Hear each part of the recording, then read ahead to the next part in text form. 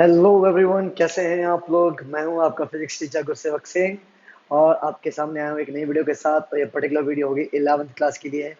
Unit का नाम है लॉज ऑफ मोशन और टॉपिक है आज का एंगल ऑफ फ्रिक्शन और एंगल ऑफ रिपोज। तो भाई अगर आप लोगों ने फ्रिक्शन की पिछली वीडियो मेरी नहीं देखी है तो पहले वो देखिए, फिर आपको ये समझ में आएगा। ठीक है, क्योंकि टाइप्स ऑफ फ्रिक्शन के बारे में अगर आप लोगों ने नहीं पढ़ा है, static friction, limiting friction, kinetic friction, तो इस वीडियो को देखने का कोई फायदा नहीं है।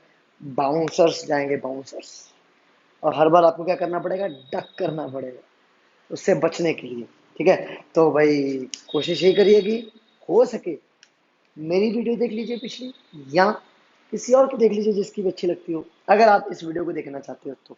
मतलब मेरा बेसिक कहना यह है कि कंसेप्ट स्ट्रांग हो पिछले पढ़ाए हुए टॉपिक्स का, और वो टॉपिक्स मैं आपको बता दूं कौन कौन से हैं।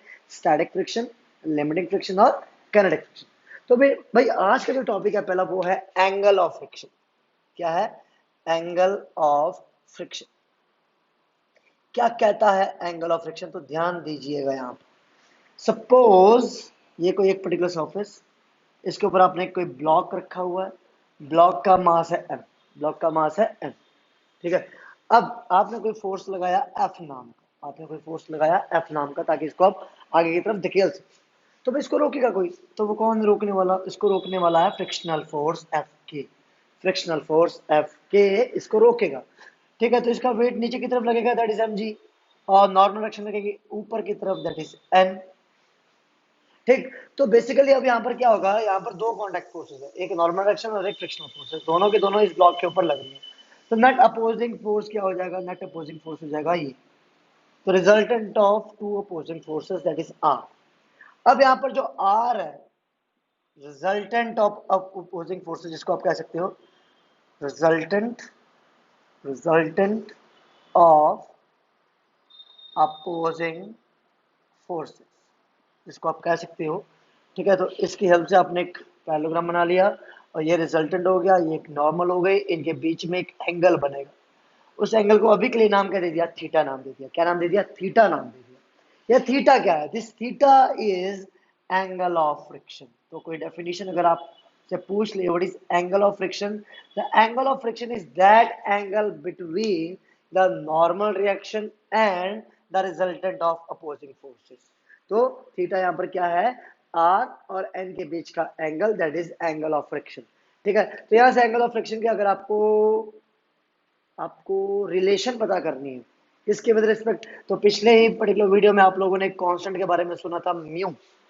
किसके बारे में? म्यू के बारे में। म्यू क्या है यहाँ पर? Coefficient of friction. क्या है? Coefficient of friction. तो इसके साथ अगर आपने थीटा का रिलेशन देखना है तो बहुत आसान है, देखिए जरा क्या होता है। यहाँ पर सिंपली आपको पता है एफ इज इक्वल टू हो जाएगा म्यू एन के बराबर। F is equal to simply हो जाएगा म्यू एन के बराबर। ठीक है, और दूसरी चीज आपका यहाँ पर एन क्या होता है? वो होता है एम जी के बराबर। क्या होता है? एम जी के बराबर। और आपको अगर टेन थीटा फाइंड आउट करना है तो टेन थीटा की वैल्यू, थीटा फाइंड आउट कर रहा है तो टेन थीटा की value, tan theta will be equal to perpendicular upon base.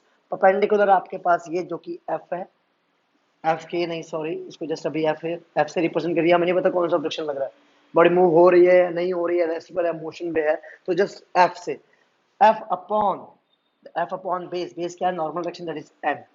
तो automatically you have F, F is equal to what? Mu N upon N. तो N से N cancel हो जाएगा, तो सिंपली आपको टेन थीटा की value किसके बराबर आती है? टेन थीटा की वैल्यू मिल जाती है कोफिशिएंट ऑफ फ्रिक्शन म्यू के बराबर। तो सिंपली अगर आपके पास म्यू की वैल्यू होगी, आप थीटा निकाल सकते हो। कैसे? Theta will be equal to tan inverse mu के बराबर। क्लियर?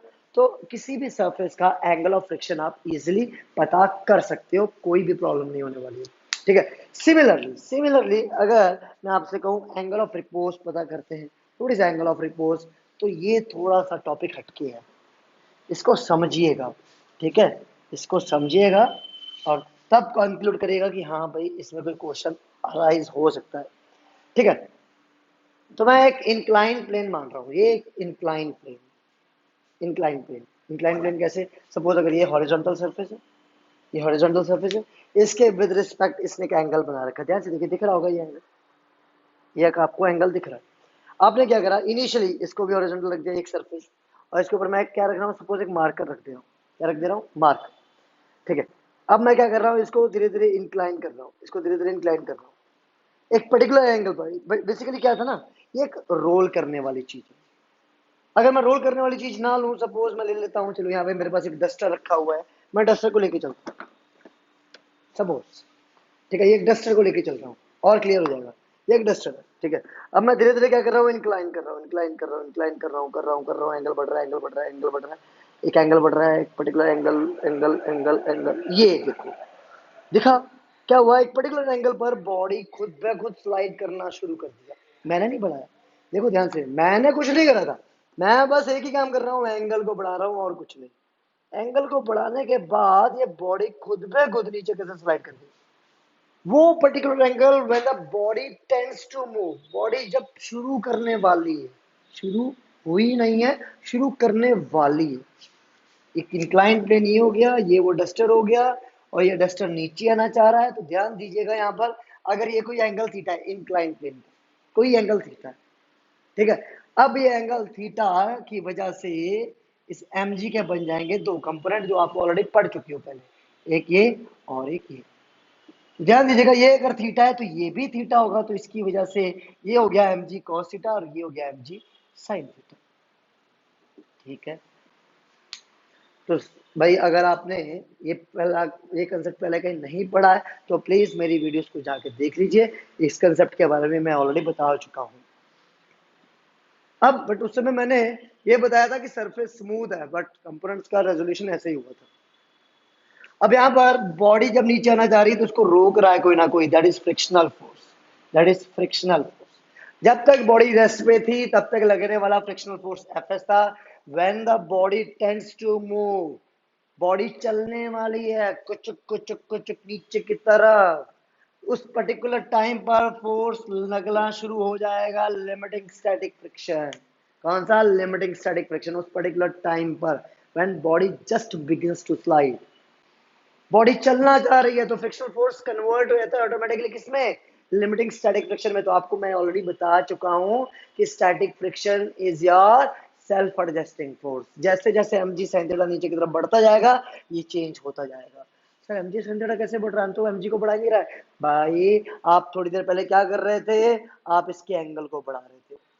थीटा बढ़ेगा, थीटा बढ़ेगा तो साइन थीटा बढ़ेगा, थीटा बढ़ेगा तो साइन थीटा बढ़ेगा, और hence M G sine theta बढ़ेगा।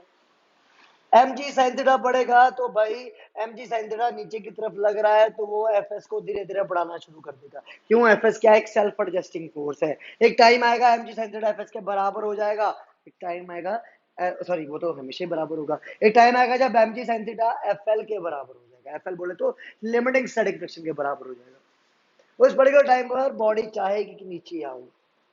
आपको पता है ना कि बॉडी को मोशन में लाना टफ है या मेंटेन करना टफ है, लाना टफ है। वीडियो में समझा रखा है, पिछली वीडियो में देखिएगा। तो भाई इस समय एम जी साइन थीटा जैसे एफ एल के बराबर हो जाएगा, उसके बाद मैं अगर थीटा और बढ़ा देता हूं, अगर मैं थीटा और बढ़ा देता हूं तो बॉडी नीचे आना शुरू हो जाएगी। अभी जब M G sine theta F L के बराबर है तो बॉडी नीचे नहीं आ रही है, रुकी हो रही है। बस एक कसर क्या है, थीटा को थोड़ा सा और बढ़ा दो तो ऑटोमेटिकली बॉडी नीचे आना शुरू हो जाएगी। तो पहली कंडीशन अगर ये थी, अच्छा अच्छा अच्छा, चलो चलो चलो चलो, ठीक है, तो एक पर्टिकुलर ऐसा एंगल जब बॉडी नीचे आना चाह रही है, उस पर्टिकुलर एंगल को नाम दिया जाता है एंगल ऑफ रिपोज। क्या नाम दिया जाता है, angle of repose. when the body tends to move, tends to move, body tends to move at this angle, ये याद रखेंगे। इसके साथ ही मैं अभी और बहुत सारे कंसेप्ट जोड़ने जा रहा हूँ, वो ध्यान दीजिएगा। Body tends to move at this angle, ठीक है, तो ये हो गया नॉर्मल डायरेक्शन पे। हाँ भाई बिल्कुल, तो नॉर्मल डायरेक्शन एम की वैल्यू कितनी हुई, नॉर्मल डायरेक्शन एम की वैल्यू हुई एम जी कॉस थीटा।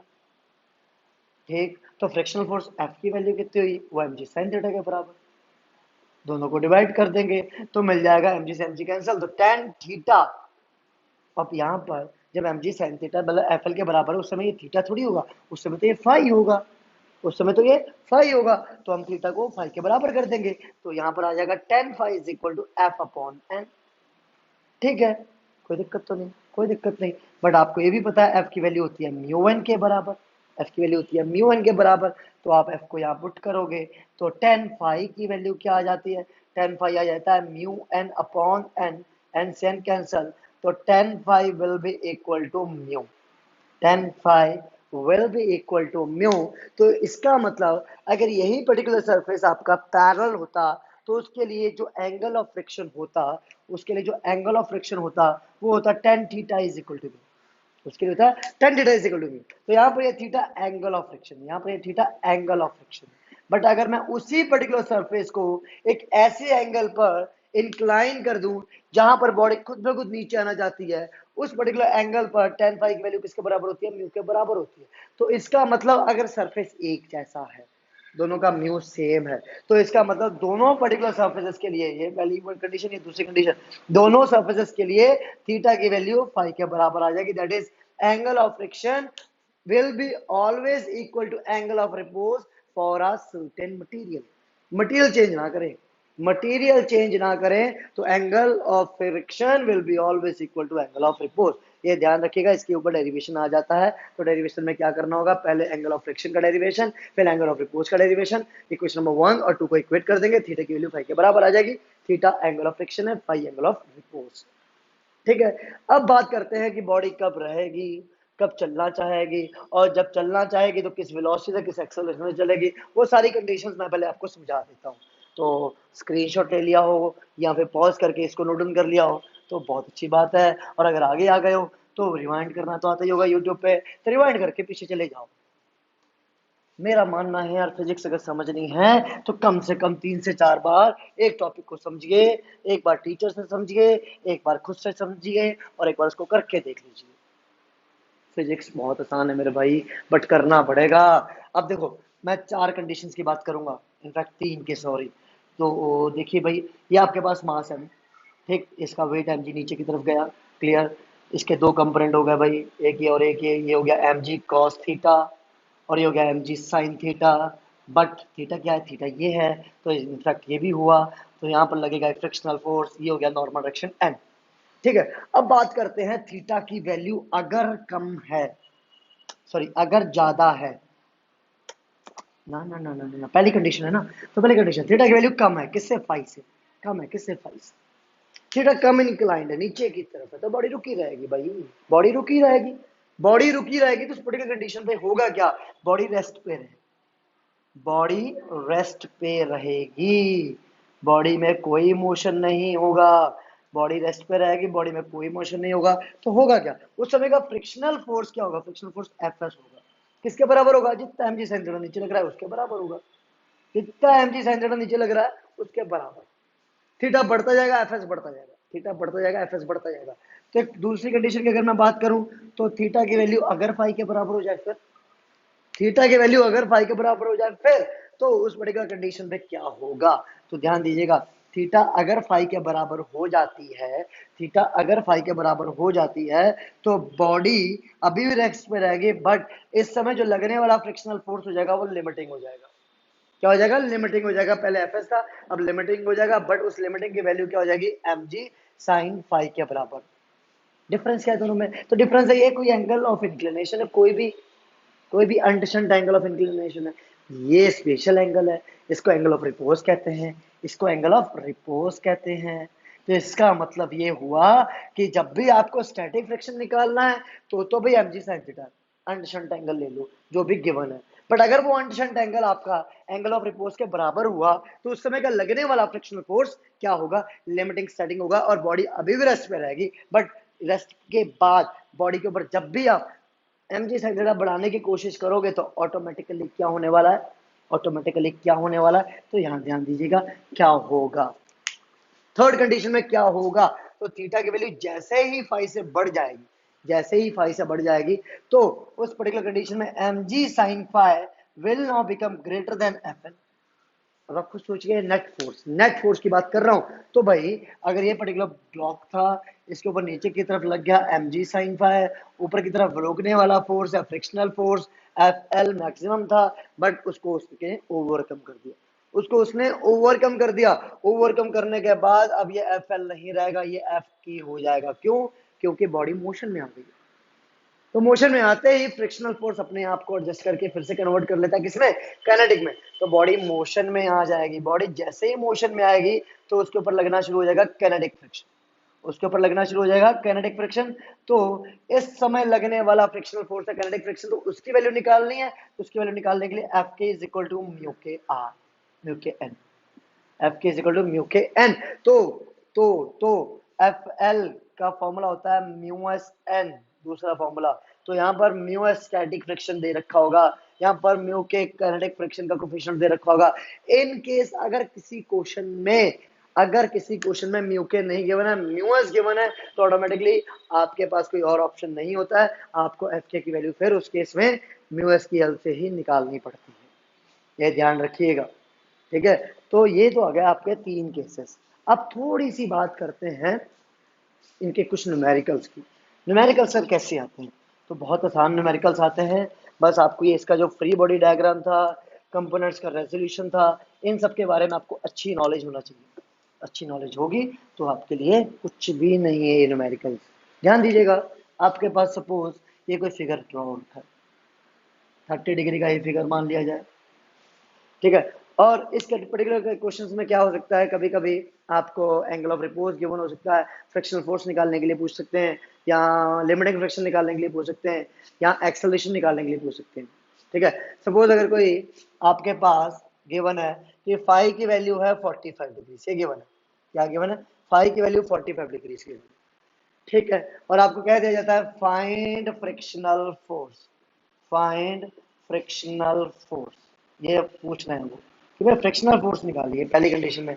दूसरी कंडीशन में कहते हैं एक्सेलरेशन पता करिए, तीसरी कंडीशन में कहते हैं लिमिटिंग स्टैटिक फ्रिक्शन पता करिए। बच्चा यहाँ कंफ्यूज रहता है, सर फ्रिक्शनल फोर्स क्या होती है, limiting friction, limiting static friction क्यों? तो मैंने आपको बोला ना, ये तो एक पर्टिकुलर स्पेशल कंडीशन होती है और ये कभी भी अराइज हो सकती है। तो ठीक है, फ्रिक्शनल फोर्स पता करने के लिए पहले काम क्या करना पड़ेगा, एम के 2 component that is M G, तो एक आएगा नीचे, एक इधर आएगा। अगर ये 30 तो ये भी 30, तो ये बन गया एम जी कॉस 30 डिग्री, ये बन गया एम जी साइन 30 डिग्री, और इधर आपके पास लग गई फ्रिक्शनल फोर्स एफ, इधर लग गई फ्रिक्शनल फोर्स एफ। अब बात करते हैं, सपोज अगर ये एम की वैल्यू दे रखी है 3 केजी के बराबर, अगर ये एफ की वैल्यू दे रखी है 3 केजी के बराबर, सपोज मान लेता हूँ, ठीक है। और आपको पूछ लिया गया फ्रिक्शनल फोर्स निकालिए इस समय की कंडीशन का, तो पहला काम तो आप ये करोगे, आप लिमिटिंग स्टैटिक फ्रिक्शन अलग से निकालोगे। क्यों क्यों क्यों क्यों, इसके बारे में भी डिस्कस करते हैं। पहले निकालिए, तो F L will be equal to mu, mu नहीं गिवन है तो म्यू की वैल्यू निकालनी है, तो नहीं निकालने की जरूरत पड़ेगी। क्यों क्यों क्यों क्योंकि क्योंकि आपको म्यू अभी पता चलेगा। कैसे पता चलेगा, तो 10 five is equal to mu होता है। फाई कहाँ है, फाई ये है, फाई ये है, तो 10 फाइव इक्वल टू म्यू होता है, तो 1045 will be equal to mu, तो म्यू की वैल्यू आ गई 1 के बराबर, म्यू की वैल्यू आ गई 1 के बराबर। तो F L will be equal to mu into N, N आपका इधर, तो एन की value M G cos 30, that is M G cos 30 degree आपके पास हो गया एन। तो यहाँ पर म्यू की वैल्यू 1, एम जी की वैल्यू कितनी है 3, जी की वैल्यू 10 ले लो यार, गरीब हो तुम लोग, और कॉस 30 हो गया √3/2, तो 2 5 जा 5 3 जा 15, 15 √3, तो ये हो गया 15 √3 एफ एल। बुरा तो नहीं लगता यार जब मैं ऐसा कुछ बोल देता हूँ? अच्छा, कर भी क्या लेंगे सर हम आपका, ऐसा नहीं है यार, ऐसा नहीं है मेरे लाल। तो 15 √3 न्यूटन एफ एल, तो भाई एफ एल की वैल्यू आपने निकाल ली। एफ एल बोले तो लिमिटिंग स्टैटिक फ्रिक्शन अगर आपने निकाल लिया, अब आप इसको सिंपली कंपेयर करिए एम जी साइन थीटा से। तो पहले एम जी साइन थीटा निकाल लें, तो एम जी साइन थीटा आपने पहले निकाल लिया। क्यों कंपेयर करना है, क्यों कंपेयर करना है, रीजन है कंपेयर करने का, क्या अभी बताता हूँ। एम 3 हो गया, जी 10 हो गया, साइन 30, ये साइन 30 होगा, दैट इज 1/2 हो गया, तो 2 5 जा हो गया 15, क्या हो गया 15, 15 न्यूटन नीचे की तरफ, और लिमिटिंग स्टैटिक फ्रिक्शन ऊपर की तरफ जो रोक सकता है मैक्सिमम वो है 15 √3। तो साफ दिख रहा है 15 √3 इज ग्रेटर देन 15 न्यूटन। अगर 15 √3 ज्यादा है 15 न्यूटन से, तो बॉडी नीचे आ ही नहीं सकती है, बॉडी नीचे आ नहीं सकती है। जब बॉडी नीचे आएगी नहीं तो एक्सेलरेशन तो 0 हो गया, इसको तो निकालने की जरूरत नहीं है, सीधा लिखोगे since the limiting static friction is more than mg sin theta, therefore the body will remain at rest and the net acceleration will be 0. अब बात आती है उस समय का लगने वाला फ्रिक्शनल फोर्स क्या होगा। तो पीछे जाओ, थोड़ी सी 3 कंडीशंस मैंने आपको बताई हैं और उन कंडीशंस को कंपेयर करो, जहां पर मैंने पहली कंडीशन में कहा था थीटा की वैल्यू कम है किससे, फाइव से। अगर थीटा कम है फाइव से तो उस समय बॉडी रेस्ट पे रहेगी और रेस्ट पे लगने पर आपके पास कौन सा फ्रिक्शनल फोर्स होता है, एफएस होता है। और वो एफएस किसके बराबर होगा, डायरेक्टली mg sin थीटा के बराबर होगा। mg sin थीटा के बराबर होगा। तो जितना mg sin थीटा उतना ही फ्रिक्शनल फोर्स होगा। तो उस समय लगने वाला frictional force static friction force होता है, ना कि limiting static friction. Limiting static friction कब लगता है, जब body tends to move. Static friction क्या होता है, जब बॉडी रेस्ट पे है, उसके ऊपर किसी भी तरह का कोई भी ऐसा फोर्स नहीं लग रहा है कि उसको मूव कर सके। ठीक है, तो आपके पास ये कंडीशन आ चुकी है। चलिए, नहीं समझ में आया कोई बात नहीं, एक और क्वेश्चन करते हैं और क्लियर करते हैं। विजन को जितना क्लियर करोगे, जितना कंसेप्ट के डीप में जाओगे, उतना अच्छा होगा आपके लिए, ये मेरा मानना है। ठीक है, जितने ज्यादा क्वेश्चंस कर लेंगे, जितने ज्यादा प्रॉब्लम्स कर लेंगे, उतनी क्लियरिटी ज्यादा आएगी। चलिए, अब क्या करते हैं ना, ये हो गया सपोज इस बार 45 डिग्री और फाइव की वैल्यू दे रखी है सपोज 37 डिग्री। सर क्या क्या ये ऐसा एंगल मत दिया करो सर, दिमाग खराब हो जाता है। बता रखा है बहुत बार आपने फिर भी, पर मत दिया करो। चलो नहीं देते यार, आज कर लो, आज का कभी नहीं देंगे, प्रॉमिस। अरे यार मान जाओ यार। Find the frictional force, find the frictional force and acceleration A, ये आपको निकालना है। एक्सेलरेशन ए निकालना है, साथ में फ्रिक्शन निकालना है। चलिए, तो ये आपके पास हो गई body of mass something 3 kg। 3 क्यों ले रहे हो बार बार, कोई बात नहीं, ले लेते हैं। 3 kg का मास, आपको फिर से फ्रिक्शनल फोर्स निकालना है और ए निकालना है। पहला काम क्या करूंगा, पहला काम तो आपने ये करिए, आप एफ एल निकालिए। निकाल लेते हैं एफ एल। तो एफ एल निकालने के लिए म्यू एन चाहिए, म्यू भी चाहिए। तो म्यू कैसे निकालेंगे, म्यू टेन फाइव से निकालेंगे। तो ten five is equal to mu, तो ten five is equal to mu, तो 1037 degree is equal to mu. इसकी वैल्यू सर हमें तो नहीं पता, हमें तो साइन 37 और कॉस 37 की आपने वैल्यू बताई थी। गरीबों, साइन 37 की वैल्यू कितनी होती है, 3/5 है ना। ट्रायंगल ड्रॉ करो, तो ये हो गया 3, हो गया 5, सॉरी ये हो गया 5, तो ये हो गया 4। तो 1037 कितना होगा, perpendicular upon base, that is 3/4। तो म्यू की वैल्यू कितनी आ गई, 3/4 आ गई। कितना आसान था, ठीक, बढ़िया था। तो म्यू की वैल्यू 3/4 आ गई। अब बात करते हैं एन की।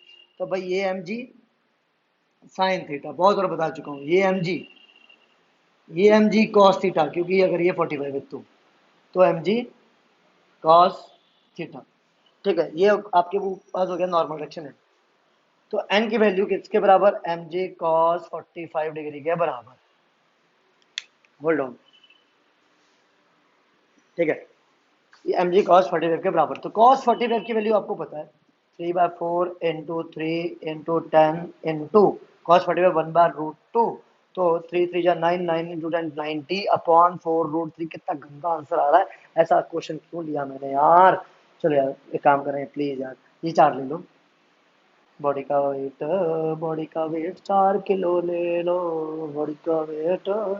तो भैया 4 से 4 कैंसिल हो गया, तो 30/√2 बचता है, दैट इज एफ एल। 30/√2 बचता है, that is F L Newton. तो ये आपके पास है लिमिटिंग स्टैटिक फ्रिक्शन। अब आपको ये पता करना है कि इसके ऊपर कौन सा फ्रिक्शनल फोर्स लग रहा है। ठीक है, ठीक है, तो पहले तो ये पता करो एम जी साइन थीटा कैसा है।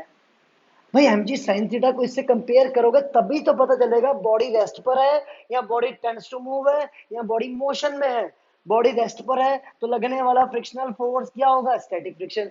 बॉडी का M F L M G sine theta के बराबर है, मतलब बोले तो एम जी साइन फाइव के बराबर है, तो लिमिटिंग फ्रिक्शन। और अगर कहीं एम जी साइन थीटा ज्यादा निकल गया एफ एल से तो किनेटिक फ्रिक्शन। इसलिए निकालना पड़ता है एम जी साइन थीटा हर बार। तो यहाँ पर एम आपके पास है 4, जी आपके पास है 10, साइन 45 1/√2, so that becomes 40/√2। अब ध्यान ध्यान से देखो, इन दोनों को कंपेयर करो तो ये ज्यादा है। अगर ये ज्यादा है तो नीचे की तरफ मोशन होना चाहिए, नीचे की तरफ मोशन होना चाहिए। क्यों, क्योंकि एमजी संजला ज्यादा है। अब भाई इसका मतलब मोशन में आ गई बॉडी तो लगेगा कौन सा फ्रिक्शन, काइनेटिक फ्रिक्शन। कौन सा फ्रिक्शन, काइनेटिक फ्रिक्शन। तो काइनेटिक फ्रिक्शन निकालना है, तो काइनेटिक फ्रिक्शन के लिए फॉर्मूला होता है म्यू के एन। अब दिक्कत आ गई सर, म्यू के तो गिवन ही नहीं है। तो मैंने क्या बोला, क्या बोला, जो म्यू एस वही म्यू के, अगर ऐसी कई कंडीशन आ जाए तो तो F K will be equal to F K mu K आपके पास हो गया 3/4, एन की value M G cos 45, M G cos 45 तो आप ऑलरेडी निकाल चुके हो, यही आएगा, यही आएगा। तो आपके पास है 30/√2 न्यूटन। तो एफ के की वैल्यू आ गई है। ये रोकना चाहेगा, एम जी साइन थीटा नीचे लाना चाहेगा तो नेट फोर्स इसके ऊपर का आ जाएगा। वो नेट फोर्स कितना आएगा, M G sine theta minus आपके पास एफ के, तो एम जी साइन थीटा, तो आपने क्या करना है यहाँ पर, इसकी वैल्यू लगा देनी है 40√2 माइनस इसकी वैल्यू लगा देनी है 30√2, और इधर एफ की वैल्यू मास एम इंटू एक्सेलरेशन ए, तो मास एम इंटू एक्सेलरेशन ए। तो यहां से आप क्या करिए, √2 को कॉमन ले लीजिए और ब्रैकेट में डाल दें 40-2, तो वो 40-30 वो आ जाएगा 10। इधर एम की वैल्यू है 4 इंटू ए, तो ए की वैल्यू कितनी आ जाएगी 10/4√2। कितना आसान था यार, कितना आसान था। तो ए की वैल्यू ध्यान से देखिए क्या आ गई, ए की वैल्यू आ गई 5/2√2। इसको सॉल्व करना पड़ेगा, that is A is equal to 5/2√2 metre पर सेकंड स्क्वायर। तो इस तरह के वेज वाले क्वेश्चंस या इंक्लाइन प्लेन के क्वेश्चंस आ जाते हैं, ठीक है, फ्रिक्शन के बेसिस पर। और करते हैं, अभी तो मैं थका नहीं, और जब तक मैं थका नहीं आप कैसे थक सकते हो। आगे बढ़ते हैं।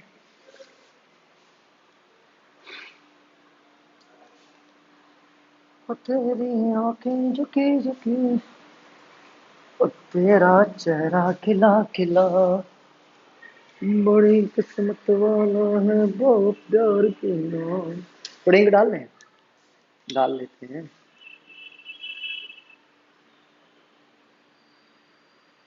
पता नहीं मुझे डालनी आती कि नहीं आती, यही देख रहे हो तुम लोग। मैं ऐसे डाल देता हूँ यार, टेम्पररी जुगाड़ दो जो बोन दी पोलियो वाली, और काम हो जाता है। ठीक है, अब करते हैं भाई नेक्स्ट क्वेश्चन। पहला सपोज, अब भाई अभी तक क्या हो रहा था ना, आपके पास सिर्फ और सिर्फ एक ही कंडीशन थी। वो कंडीशन क्या थी कि बॉडी के ऊपर का जस्ट म्यू गिवन था, उसी म्यू को म्यू एस मानना पड़ता था, उसी म्यू को म्यू के मानना पड़ता। अब क्या कर रहे हैं, अब आपके पास कोई ब्लॉक है सपोज समथिंग 2 kg का, ठीक है, उसके ऊपर लगने वाला म्यू म्यू एस है 1.6 का, और लगने वाला म्यू के है 0.4 का समथिंग, ठीक है, और साथ में साथ आपको प्रोवाइड करवा रहे हैं वो एक एंगल दैट इज 37 डिग्री का। सपोज पूछा जा रहा है कि ये पता करिए वहां फ्रिक्शन कितना होगा, फाइंड फ्रिक्शन एंड एक्सेलरेशन, ये पूछा जा रहा है।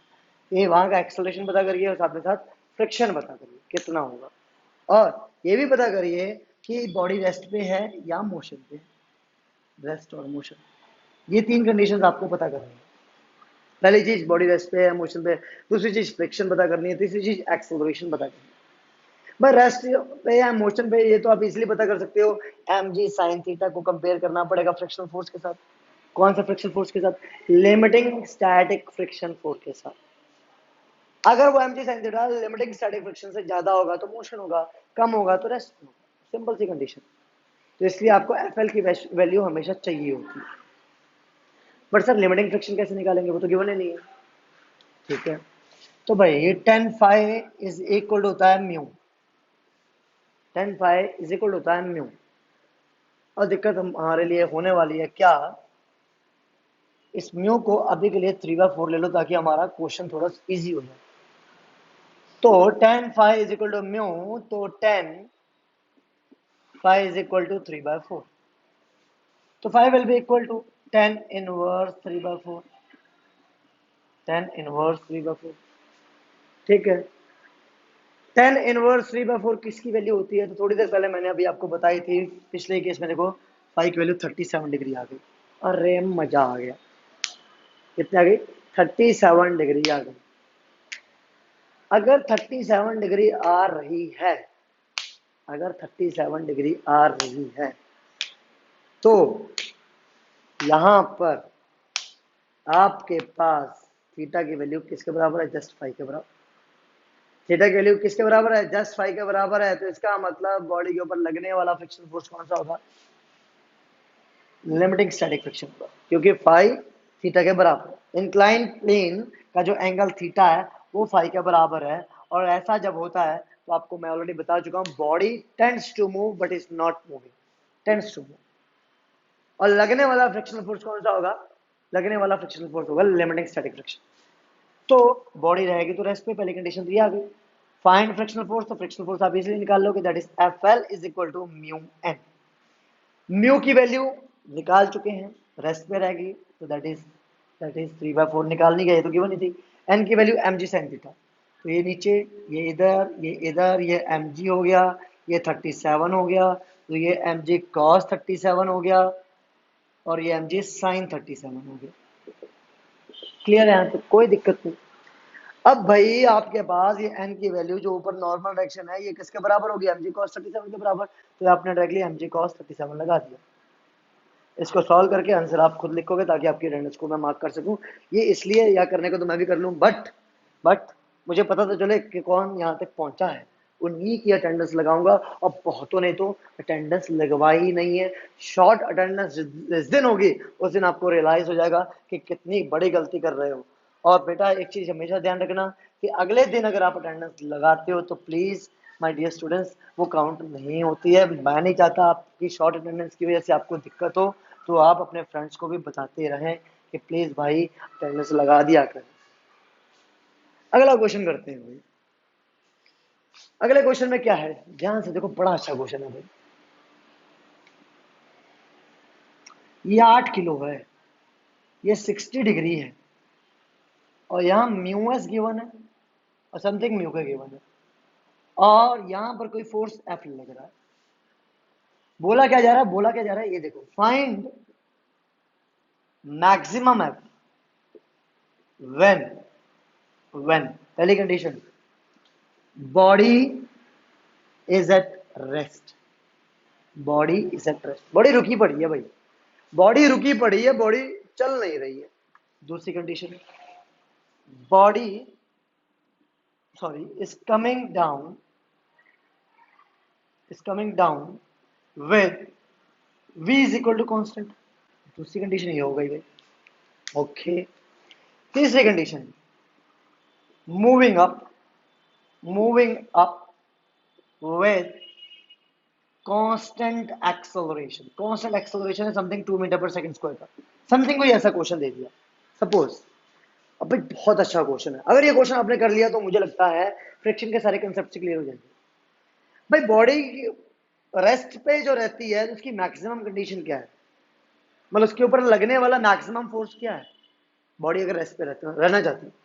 भाई एक इंक्लाइंड प्लेन पे जब भी आपकी बॉडी रखी पड़ी है तो वो बॉडी जाहिर सी बात है नीचे आना चाहेगी, तो उसके ऊपर लगने वाला फ्रिक्शनल फोर्स क्या होगा, पीछे की तरफ होगा।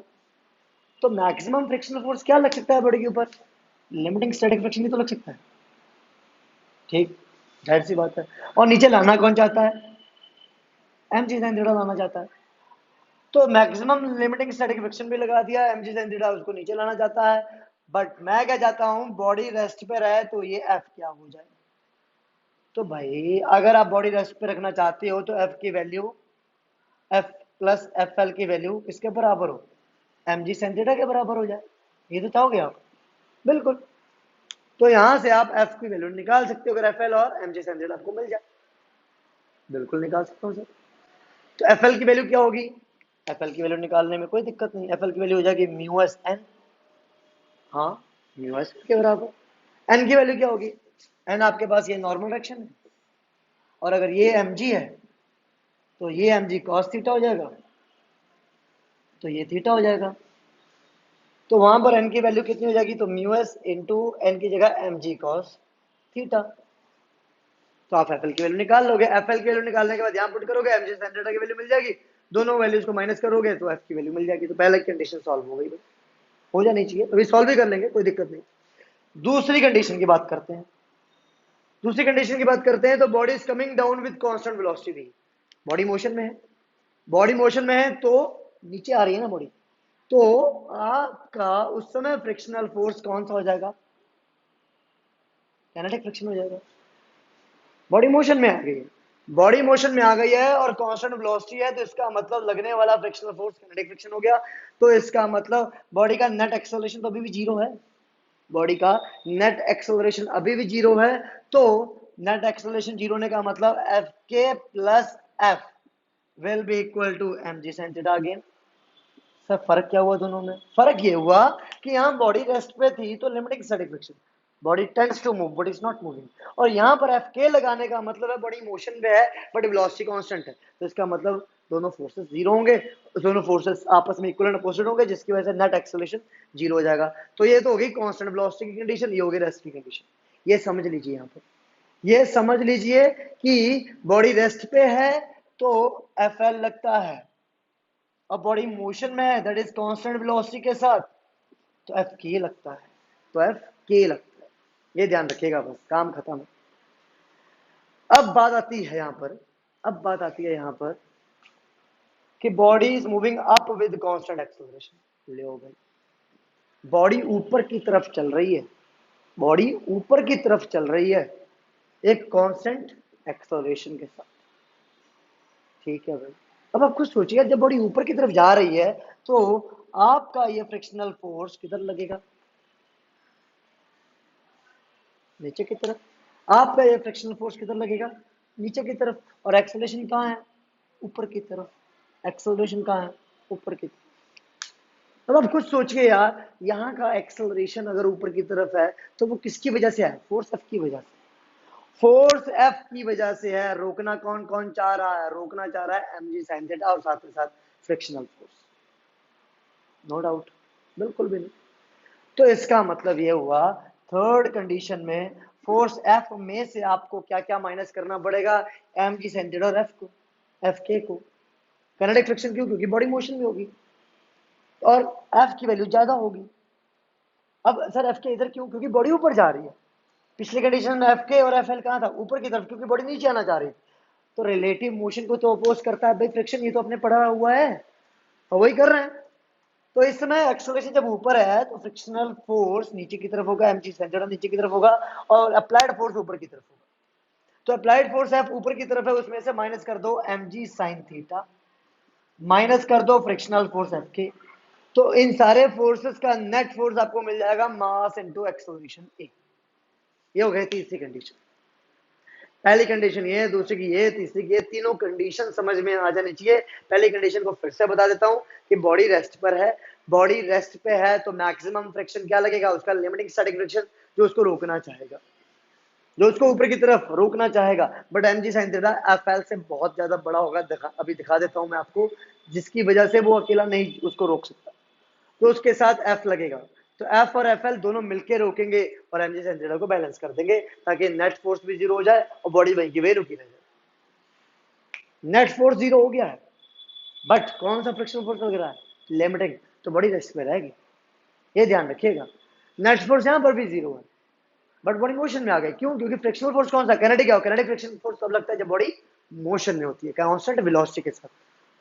और यहां पर नेट फोर्स जीरो नहीं है, तो वो नेट फोर्स एम ए के बराबर है, जिसकी वजह से एक्सेलरेशन मिल रहा है। तो ये कंडीशन आ गई। उम्मीद करता हूँ ये क्लियर हो गया होगा आपको, ठीक है।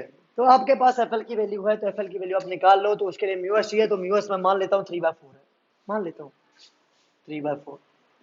एम की वैल्यू 8, जी की वैल्यू 10 और cos थीटा cos 60 1/2, तो 3/4 इंटू 8 इंटू 10 इंटू 1/2, ये कैंसिल हो जाएगा। 30 न्यूटन आया भाई। कितना आया? 30 न्यूटन। ये 30 न्यूटन आया एफ एल ऊपर की तरफ, एफ एल आया था 30 न्यूटन ऊपर की तरफ। अब पता कर लो एम जी साइन थीटा कितना है भाई, ठीक है, पता कर लेते हैं। एम जी साइन थीटा कितना है? तो एम आपके पास है 8, जी आपके पास है 10, साइन 60 है √3/2, तो ध्यान दीजिएगा ये आया 40√3। तो भाई 40√3 नीचे की तरफ हमेशा यही रहेगा, 40√3 हमेशा नीचे की तरफ यही रहेगा। तो 40√3 जाहिर सी बात है ज्यादा है 30, तो इसको नीचे लाना चाहेगा बट एफ रोकेगा। तो भाई F plus 30 is equal to 40√3। तो एफ की वैल्यू कैसे मिलेगी? 40√3 में से माइनस कर देना 30, एफ की वैल्यू आ जाएगी। बात करते हैं लिमिटिंग की, सॉरी कैनेडिक की। तो कैनेडिक फ्रिक्शन फोर्स कैसे निकालोगे? तो मैं मान लेता हूँ म्यूके की वैल्यू गिवन है समथिंग 0.4, ठीक है। तो एफ के निकालना पड़ेगा, वो आ जाएगा म्यूके एन के बराबर। तो एन आपके पास एम जी cos 60 यहाँ से एज इट इज सुधार क्या रख दिया, म्यू के की वैल्यू 0.4, इसको ऐसे करा तो 16 न्यूटन, एफ के की वैल्यू 16 न्यूटन।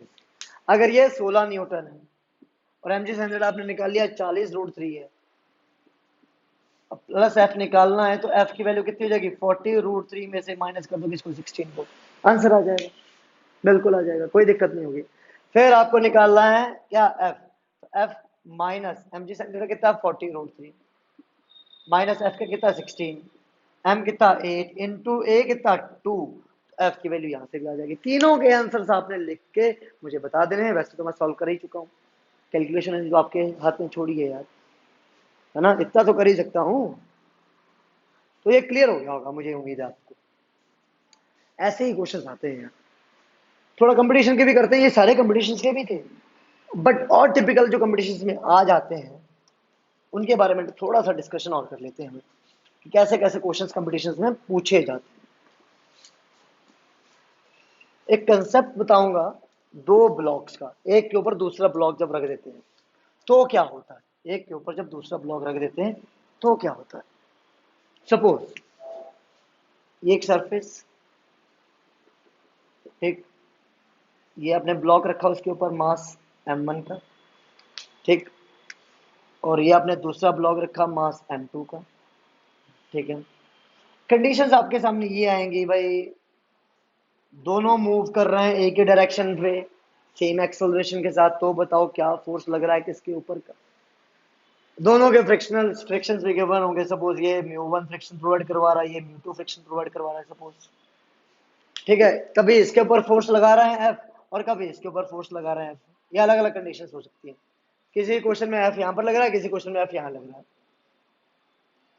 और कंडीशंस क्या हो सकती हैं, सेम एक्सेलरेशन मूव कर रहे हैं, सेम एक्सेलरेशन के साथ मूव कर रहे हैं, ठीक, और किसी केस में हो सकता है डिफरेंट एक्सेलरेशन के साथ भी मूव करें। कैसे करेंगे सर ऐसे क्वेश्चन, बड़ी दिक्कत हमारे लिए पैदा हो जाती है जब भी ऐसे क्वेश्चन आ जाते हैं। कोई दिक्कत नहीं है, मैं हूं आपके साथ, देखना कितना आसान कर दूंगा, बस देखते रहो। देखो भाई, देखो भाई, देखो होता क्या है। सपोज आपको बोला गया ये फोर्स एफ पता करो जब दोनों सेम एक्सेलरेशन के साथ मूव कर रहे हैं, ठीक है, दोनों सेम एक्सेलरेशन के साथ मूव कर रहे हैं, ये एफ पता करो, ऐसा भी हो सकता है। यहां गिवन हो सकता है कि भाई एक्सेलरेशन पता करो, अगर एफ गिवन है तो ये भी हो सकता है। तो मान लिया जाता है, चलो क्वेश्चन दिया मैंने आपको, म्यू टू की वैल्यू गिवन है सपोज समथिंग 0.2, ये 5 ये 10, और यहाँ पर म्यू वन की वैल्यू गिवन है सपोज 0, फ्रिक्शन लग ही नहीं रहा इसके ऊपर। अच्छा, हाँ, नहीं नहीं लग रहा, मान लो यार, क्वेश्चन को इजी कर लेते हैं अभी के लिए, आगे बढ़ेंगे तो और टफ कर दूंगा मैं क्वेश्चन, अभी रुकिए, ठीक है। तो भाई जब ये पर्टिकुलर ब्लॉक को आगे खींचना जा रहा है, ये तो वहीं रुकेगा, रुकना चाहेगा, बट इसको ये बात हजम नहीं होती कि यहीं रुका है, क्योंकि इसकी दोस्ती इसके साथ बहुत अच्छी है। तो ये कहा जाएगा ना भाई तू रुक मत, तू पीछे मत जा, तू साथ में चल। बेसिकली ये वाला फोर्स जब इसको आगे लेके जाना चाहेगा तो ये पीछे जब जाने की जगह ये वाला ब्लॉक इसको भी साथ में लेके जाएगा, क्यों, क्योंकि यहाँ पर लगेगा इसके ऊपर फ्रिक्शन।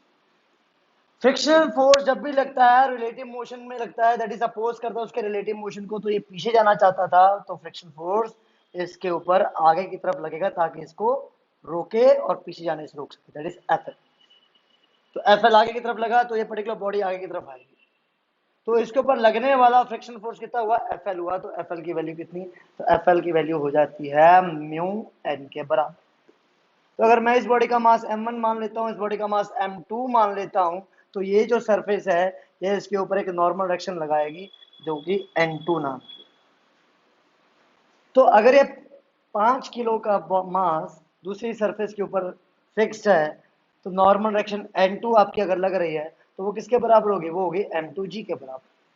तो म्यू की वैल्यू तो है 0.2, n2 की वैल्यू m2 इंटू जी, तो 0.2 इंटू m5 इंटू जी 10, तो आपको मिल जाता है 10 न्यूटन।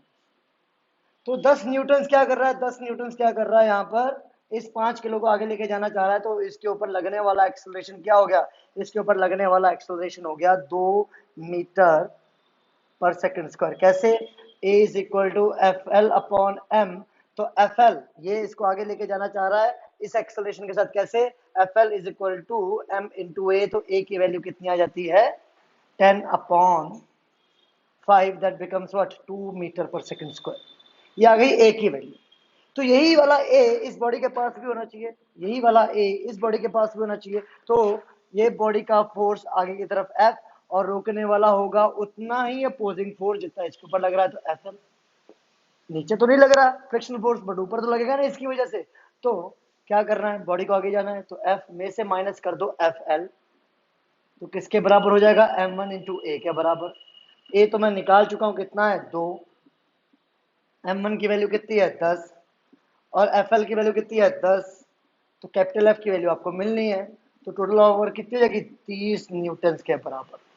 तो इस तरह के क्वेश्चंस भी आ सकते हैं कंपटीशन में। अगर एक ब्लॉक के ऊपर दूसरा ब्लॉक रखा हुआ है, तो उसके ऊपर एक मैक्सिमम फोर्स कितना लगे ताकि दोनों बॉडीज एक ही एक्सेलरेशन के साथ मूव करें। अगर ये पर्टिकुलर फोर्स एक्सीड कर गया 30 को, तो ये वाली बॉडी नीचे गिर जाएगी और ये आगे निकल जाएगी। बट अगर ये 30 से कम हुआ, तो एक ही एक्सेलरेशन के साथ आगे मूव कर सकती है, फिर नहीं गिरने के चांसेस है।